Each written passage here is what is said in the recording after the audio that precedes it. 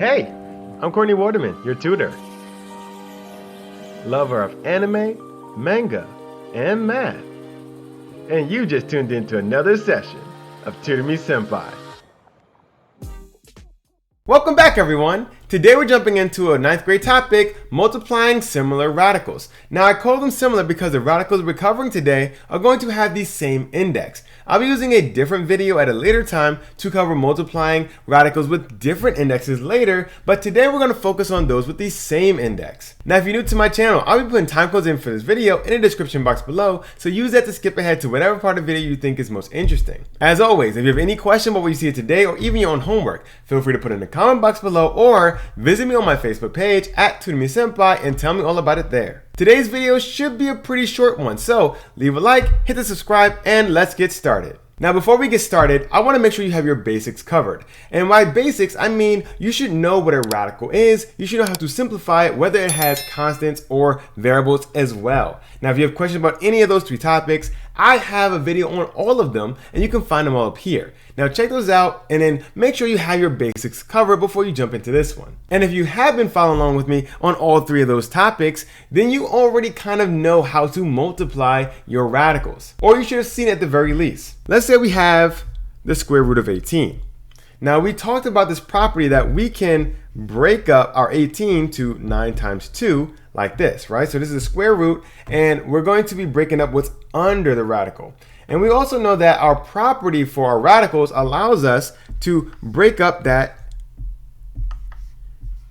9 times 2 under the radical into 9 times 2 in their own radicals. And then we know we can simplify this. This 9 goes to 3, the square root of 9 goes to 3, and that square root of 2 doesn't do anything, so we left it alone. So this is our usual way of handling our radicals that we covered in our first 3 videos. However, I want you to notice that these are 2 independent radicals that you are multiplying together. So all along you have been multiplying radicals. You probably just didn't necessarily attribute it to multiplying radicals since you were using one of the shortcuts or one of the rules or properties of radicals. But just like you can separate, you can put it back together. The key to doing that, however, is to have the same index. Now this is a square root, so we don't necessarily write the 2 always, but the 2 is understood to be there. So you have to have the same index in order to make use of this property. It was kind of a given when you started with the same radical that you can separate them and then put them back if you need to. However, when you have 2 independent radicals, it's important that you note what is the index. If they are the same index, then you can combine them or separate them as the property has shown you all along, and you can do your math that way. Once again, this video is going to be covering only same indexes. You have to do something else when they have different indexes, but you can still multiply them. So let's look at some really quick examples for multiplication. So this is the square root of 5, and this is the square root of 15. Now, you don't have to use the square root, so let's say these are the cube roots down here. This is going to be true for any of your roots as long as they have the same index. But these are going to be square roots. So square root of 5 times the square root of 15. You can put that together and do 5 times 15. And that's perfectly fine. They have the same index, so you can combine them under the same radical. And then when you do that, you get the square root of 75. Now you can further simplify this. If you were going to simplify this, you can easily break this up into 25 times 3. And then you know that the square root of 25 is going to be 5, and the square root of 3 is left over. So this is your answer. But we're just going to be focusing on how to actually multiply, and you should already know how to simplify based on our earlier videos. So for this video, we're going to be stopping right here just to show you how to combine your 2 radicals. And like I said, you can do it with constants or variables. So as long as you have the same index, you can combine them under the same radical. So what are you going to do for this? This is going to be 1 radical, because it's the cube root for both of them, 1 radical x cubed times x to the 15th. When we multiply those 2 together, you get the cube root of x to the 18th. Well, what about division? We've talked about multiplication, and based on our rule, we already were introduced to multiplication much earlier because we talked about radicals and their properties. But what about division? We haven't really talked about division much. What are we going to do for division? Well, what if I told you that it pretty much follows the same rule as the multiplication, and that you can, if they have the same index, put them all under the same radical. So let's say you have something like this. the square root of 16 divided by the square root of 4. Now for this one, you don't actually have to divide the radicals because these are both perfect squares. You can find the answer by just doing, what is the square root of 16? Well, that's going to be 4, and the square root of 4 is going to be 2, so the answer for this is 2.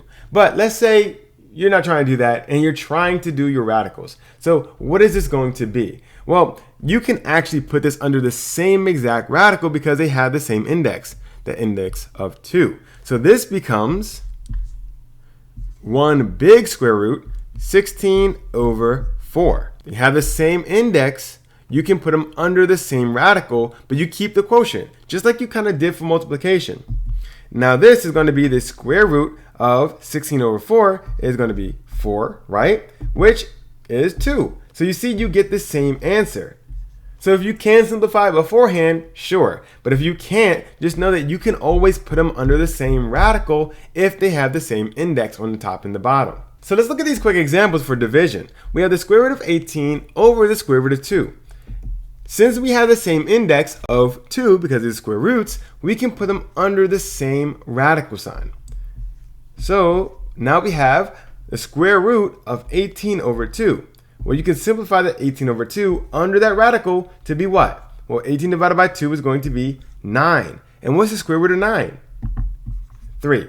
So that's how you divide your radicals. Once again, you can do it as constants or variables. So we're going to look at this one as well. The fifth root of x to the 7th over the fifth root of x cubed. So because they have the same index, the fifth root, we're going to write that fifth root here. One big fifth root and x to the 7th over x cubed is going to go inside. Now what's x to the 7th over x cubed? Well, let's simplify that to be the fifth root of x to the 4th. And this can't actually be simplified anymore, so we're just going to leave it as such. So this is your answer for this one, and this is your answer for this one. So you see, when you're multiplying and dividing these radicals, there will be times where you can get a whole number at the end. However, there will also be times when you can't. When you simplify, it just doesn't reduce anymore, and you are still left with a radical in your answer. But I want you to realize that whenever you have the same index, you can utilize the property of multiplication and division for these radicals to put them under the same radical. Simplify, move around, because that actually might open up more doors to further simplify. So I hope you're following to the examples, and I hope you realize that multiplying and dividing your radicals can be rather simple as long as they have the same index. And if you've been following along with me for the past couple of weeks, you would have noticed that you've actually been multiplying your radicals all along. If you have any question about what you saw today, or even your own homework, remember you could put it in the comment box below, or visit me on my Facebook page at Tutor Me Sempai and tell me about it there. If you haven't done so yet, remember to leave a like. It really helps the channel by letting YouTube know that you found the video helpful, and it can be helpful for somebody else as well. So leave a like, hit the notification bell, smash the subscribe button, and share this video with a friend. Well, that's all the time I have for today. I'm really hoping this helped with your homework, and I'm looking forward to seeing you again next week. I'm Courtney, and this is another session of Tutor Me Sempai.